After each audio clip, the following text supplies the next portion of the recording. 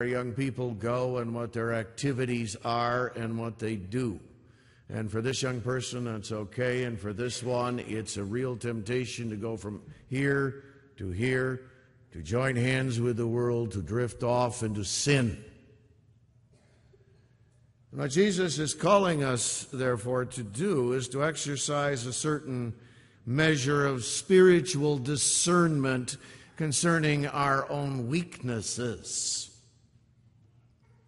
And you have the calling as parents to guard those little ones, to know their nature. Child that's soon angry, child that's enamored of the excitement of the world, or something that comes subtly into your home and seeks to lay its hands upon those little ones and corrupt them. And you, as a father in the home, with your feet up in front of the TV,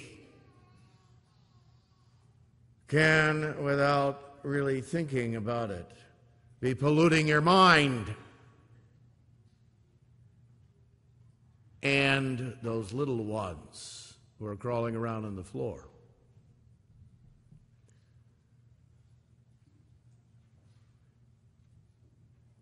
Now that affects too, and you young people must understand it. That's why your parents make boundaries. And that's why the boundaries for you may be different in one household than in another household. And in fact, from one brother and sister to another. Because you have a weakness that your sibling doesn't, or the other young people don't. And that world is looking for a way in to work sin.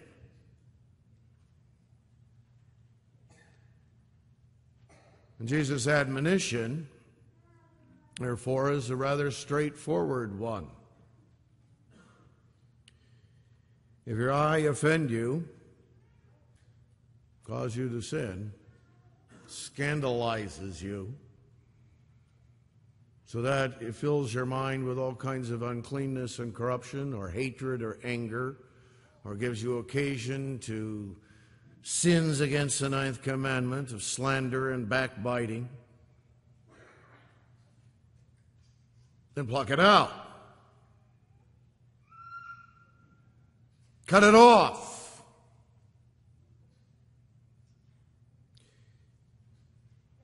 There are things that you and I, as children of God, are called to say, I can't do that. Not because it's wrong, not because I sit in judgment on my neighbor, but because I am weak. And my sinful propensity in my sinful human nature is that when I go there and when I do this, and when the opportunity is there, I'm going to stumble and fall, because this is where the world gets its hooks into me.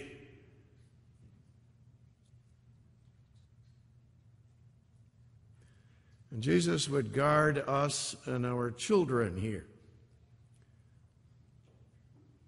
If your hand or your foot offend thee, Jesus says, cut it off. Cast it from you. Better to be that lonely young person who's not hanging out with the crowd than to be the one who falls into the folly of sin. Better to be that strange household that doesn't have certain things, and you're not with it like everyone else, because for you it's a temptation. You understand, we could come with a whole list. Something like Facebook is a wonderful thing. You can put up pictures and photographs and talk about what's happening with your family, with family and friends at a distance. But for some people it becomes a way of slander and backbiting. Those cell phones, and young people like to text each other. It can become a tool for good and of sin.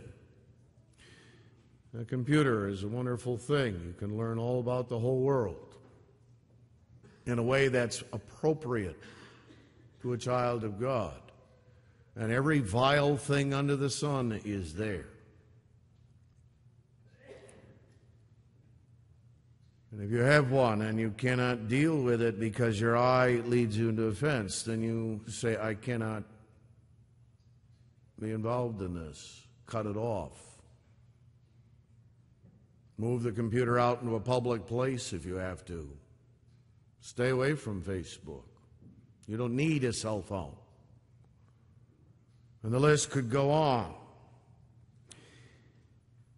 Jesus sets before us not a law upon the law like the Pharisees, but he sets before us a calling to exercise spiritual discernment and to understand our own weakness.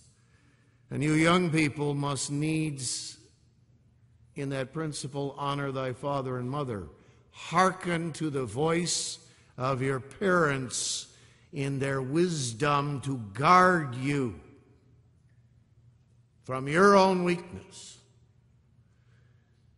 And parents, understand that is your calling with those little ones that are in the home. For Christ's sake.